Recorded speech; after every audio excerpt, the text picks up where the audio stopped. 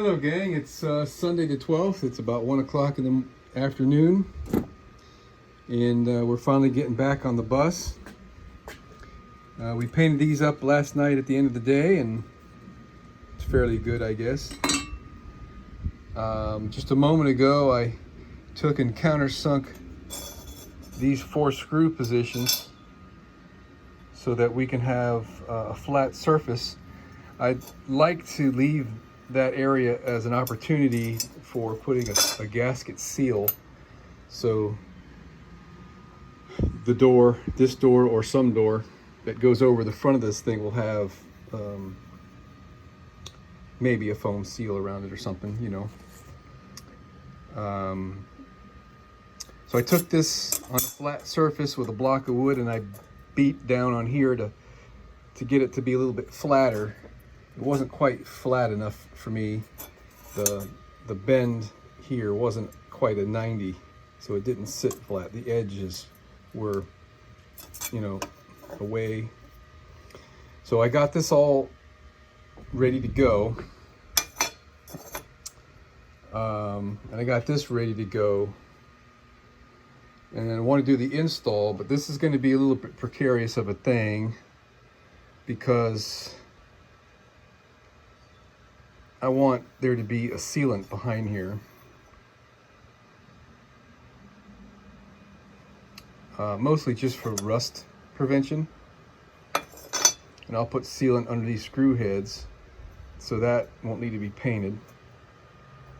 That's what I'm thinking anyway. So I just unhooked my hose here so I can thoroughly clean the area inside the bus. I'm gonna wipe it down with some alcohol and then blow out the crud out with the air hose. And I think we're gonna start to do the install on this thing. It's gonna start with installing these. These get screws through the sides. And once these are in place, then everything else can be installed. Let's see how it goes. Things are going well. So this metal flange right here on the bottom, I flipped it over so it'll reach the metal floor. The way it was designed to go on top of the plywood, and that the end of this piece went down along the edges of the plywood,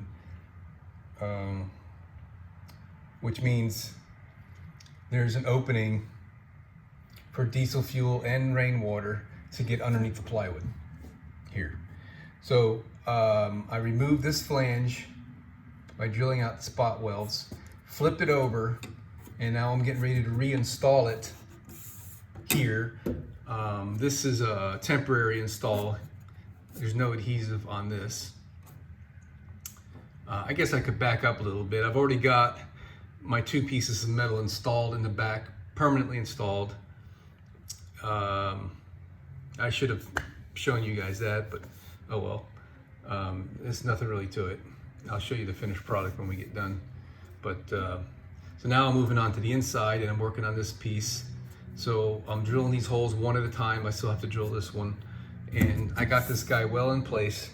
But because this thing's been flipped over, these screws are like almost lining up with the original holes. So I need to move the hole in this black piece over to line up, or just drill new holes all together. So what I decided to do is move these holes over. And it sounds like that might be difficult, but I'm going to use my Chinese copy of a Whitney No. 5 hole puncher to make easy work out of it. And I'll show you in just a minute. All right, so here's what it looks like when I'm done punching the holes. Okay, so what I've done is I've sighted, actually this one's a goof, there's no hole in the floor over there. I don't know how I did that, but so I sighted which way the hole needed to be shifted. And now the punches, they have that little point on the tip. So while it's while it's in here, you can extend the punch slightly until you can get it to like cling onto the edge of the hole, right? See, I'm hitting it right there, right? And then you punch, and you take out almost a half of a hole each time you punch it, and if it's not enough, you go again. Now I'm getting ready. Let me put this one back over here. Getting ready to punch another one here. So let's see if I can do this with one hand. So I put a scratch right there so I can indicate the direction that I'm gonna have to go. I ain't gonna do this with one hand, hold on. Okay, so you can see the hole in there and I'm on the edge of it. All I gotta do is squeeze.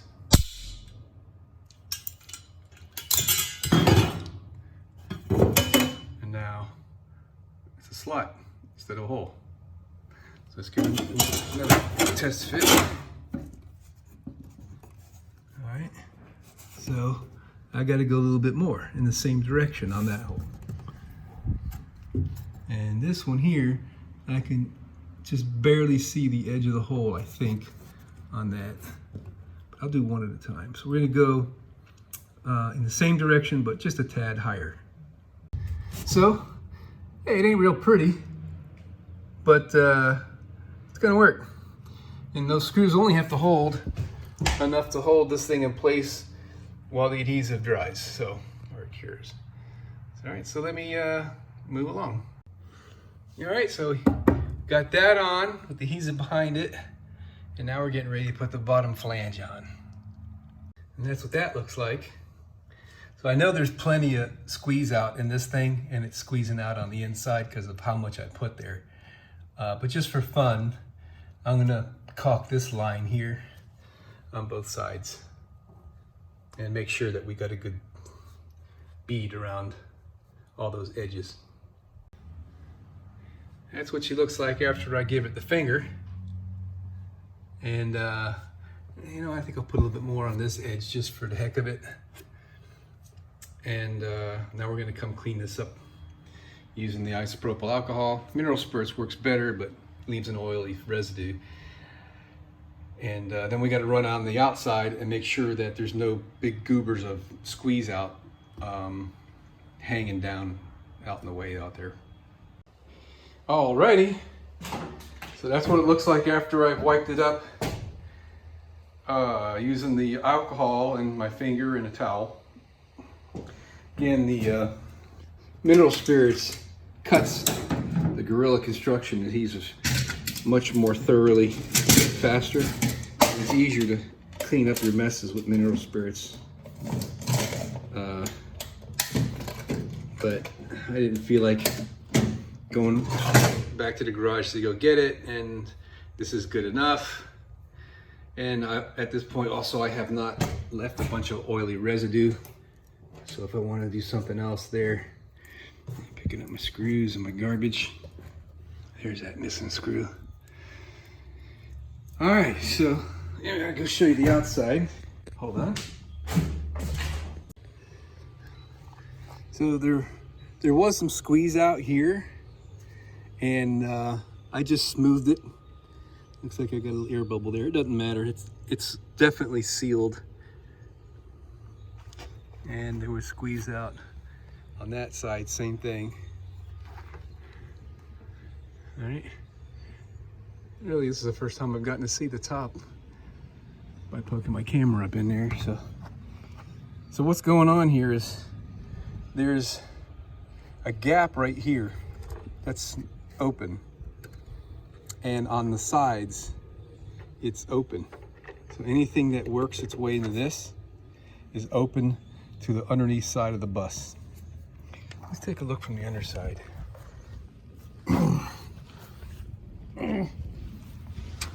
All right. See there? All that openness. So the trick was, we wanted to make sure that this area right here is a hollow a hollow space that's inside the bus in the thickness of the wall.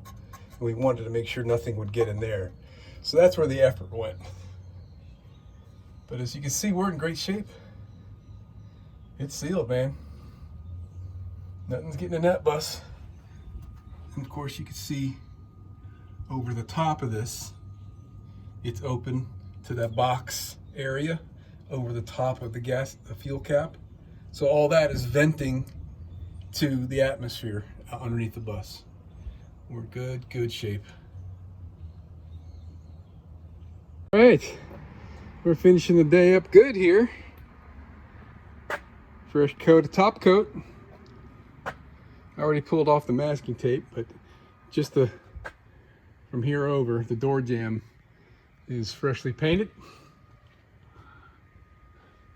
Disregard the little chip up there. It's going to get covered up. Yeah, it's perfect enough for me. And what else did we do? Oh yeah, I got my little ring that goes around the opening of my fuel inlet. Got that painted, and I got my drip guard painted that goes over the front door. It'll look just like that one. It's going over my back door. So we had a very good day. Very happy. I'm going to call it quits for the day. It's about 20 after 5. I'm getting kind of hungry, gonna fix something to eat. I already took out my trash because it's full of about a half a gallon of acetone sitting out there. And a bunch of waste paint. Wow, what a great day. Next will be painting the door. I got to repaint the door with the red burgundy color because of my faux pas of forgetting to put the hardener in it. So I already got it sanded, it's in the house. I sanded off just about all the top coat of the red where you can pretty much see through the paint. I mean, there's some area where I could have painted more, but I sanded through the skin of my fingers. I can't sand anymore. So, and I'm gonna paint the fuel door, which I got hanging right there with primer on it. I'm gonna paint that with the red color too, so it'll pop. That's gonna look great. So, with a little bit of luck, and I get that door painted,